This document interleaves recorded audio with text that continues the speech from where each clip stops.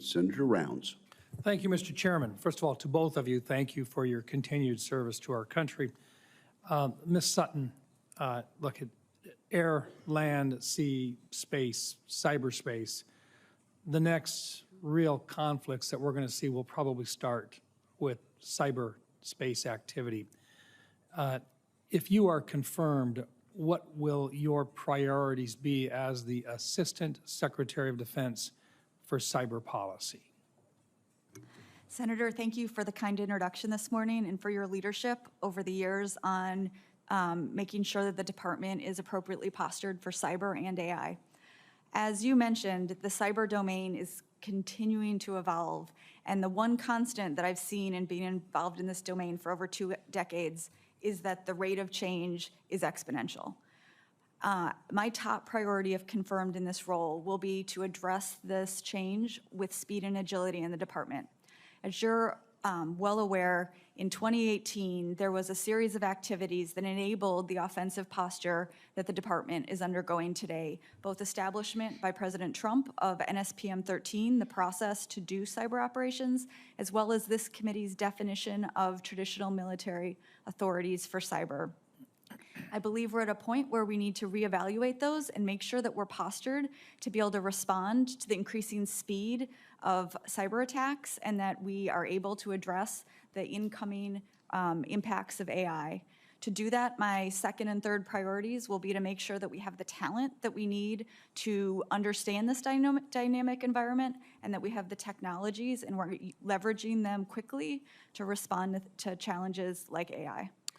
After having worked with you directly for about 4 years and the amount of knowledge that you have in this, I truly can't think of anyone who is more qualified for the position that you have been nominated for. And I look forward to not only supporting but helping you to get in and to get to work as soon as possible.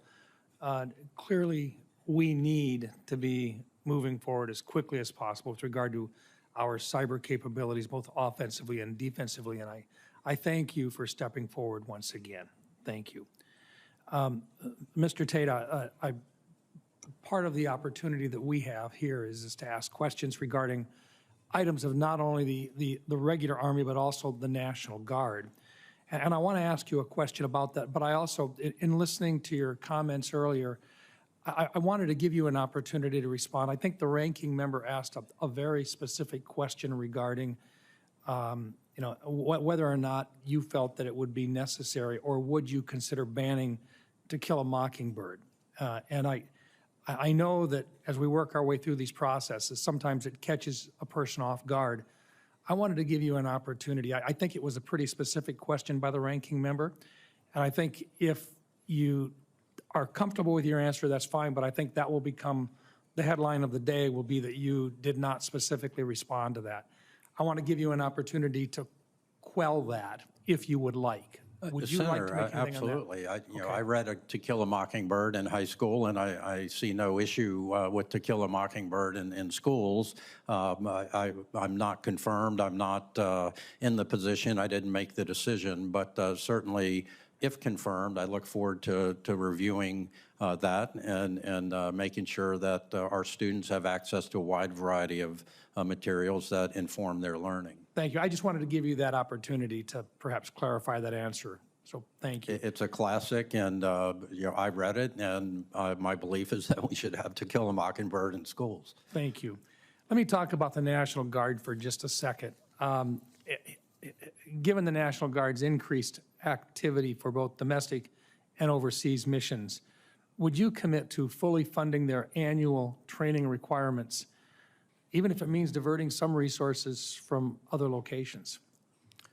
Senator, I think Reserve and National Guard training is paramount. I was Executive Officer, Vice Chief Dick Cody, 04-05, when we were deploying National Guard and Reserve to and from Operation Iraqi and Enduring Freedom.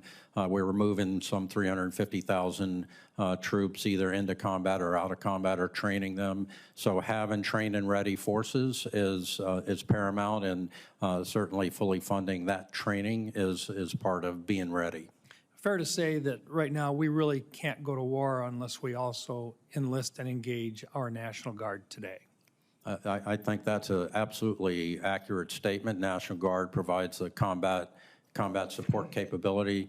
The reserve provides that critical logistic capability.